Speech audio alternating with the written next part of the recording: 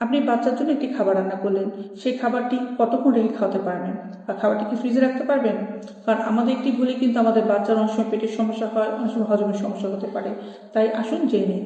আসসালামু আলাইকুম, আমি ডাক্তার জেসমিন সুমে, নবজাতক শিশু রোগ বিশেষজ্ঞ। আশা করি আদর শিশুকে নিয়ে সুস্থ আছেন, ভালো আছেন।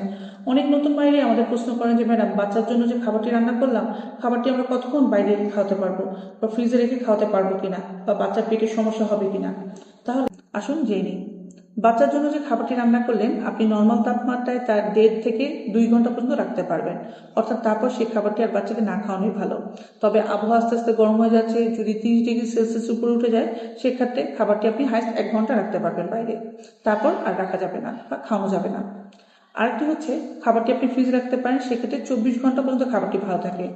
তবে এক্ষেত্রে করবেন কি, খাবারটি অল্প করে বের করে ভালো করে গরম করে ঠান্ডা করে বাচ্চাকে খাওয়াবেন। তবে কোনো কারণে যদি এই খাবারটি পেয়ে যায়, এই খাবারটি কিন্তু আর ফ্রিজে রাখা যাবে না। অর্থাৎ আপনি একবারই খাবারটি বের করে গরম করে সেই খাবারটি খাওয়াতে পারবেন। সেক্ষেত্রে আপনি করবেন কি, অল্প করে বের করে অল্প করে গরম করে বাচ্চাকে খাওয়াবেন। আর যে খাবারটি খাওয়ার সময় যদি কোনো কারণে বাচ্চা আর খেলো না, সেই খাবারটি কিন্তু আর খাওয়াবেন না পরবর্তীতে।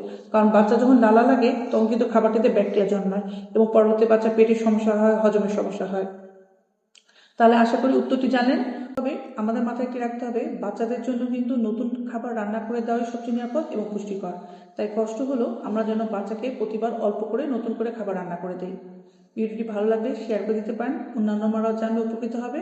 এবং আপনাদের কোনো প্রশ্ন থাকলে আমাকে করতে পারেন, আমি উত্তর দেওয়ার চেষ্টা করব। আর নিয়মিত এরকম ভিডিও পেতে আমার পেজটি ফলো দিয়ে রাখতে পারেন।